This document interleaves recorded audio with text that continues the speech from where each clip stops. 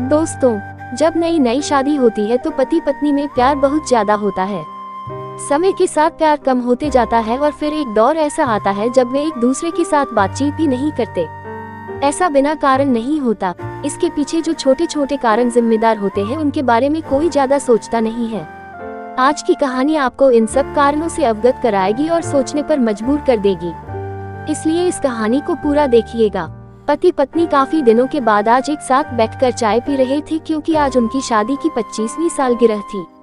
पहले की तरह वह अब साथ में समय बिताते नहीं थे, ज्यादा साथ में एक दूसरे के पास बैठते नहीं थे। पता नहीं किन कारणों से उन दोनों के बीच की दूरी बढ़ती ही जा रही थी। चाय पीते पीते पत्नी ने चुप्पी तोड़ते हुए कहा, मुझे आपसे बहुत कुछ कहना है, आपको बहुत कुछ बताना है, लेकिन अब हमारे पास एक दूसरे के लिए समय ही नहीं है।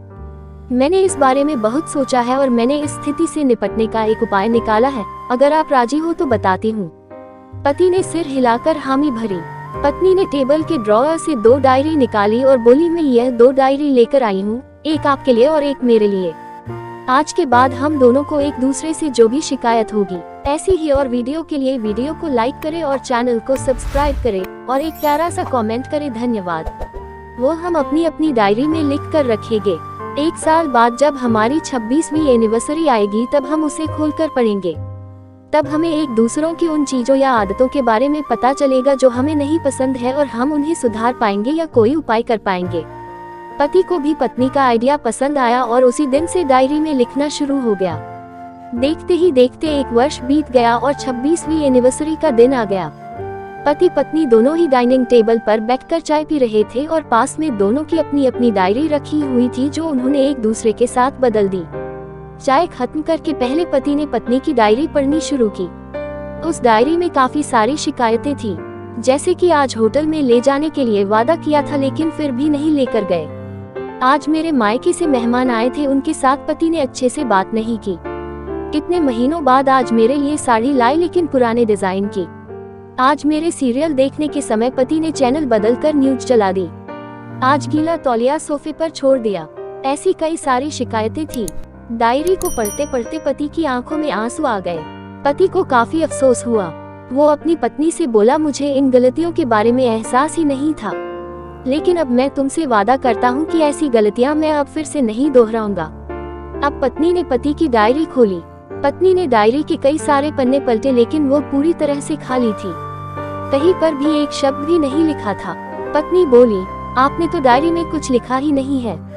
पति बोला, आखिरी पन्ना देखो, मैंने उसी पर लिखा है।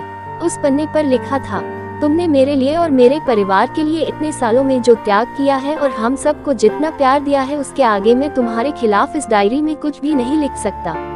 और इससे भी जरूरी, मुझे कभी तुम में कोई कमी देखने की इच्छा हुई ही नहीं।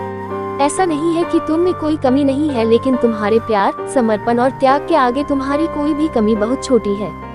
मेरी अनगिनत गलतियों को नजरअंदाज करके तुमने इस कठिन जीवन में मेरे साए की तरह साथ दिया है और हमेशा मेरे साथ खड़ी रही। तुम ही बताओ, कोई भी अपने ही साए में दोष निकाले तो निकाले कैसे। अब पत्नी की आंखें नम थी। पत्नी ने पति के हाथ से अपनी शिकायतों की डायरी ले ली और उसे जला दिया। पति पत्नी का रिश्ता एक दूसरे पर विश्वास पर टिका होता है और उसी से वह मजबूत होता है।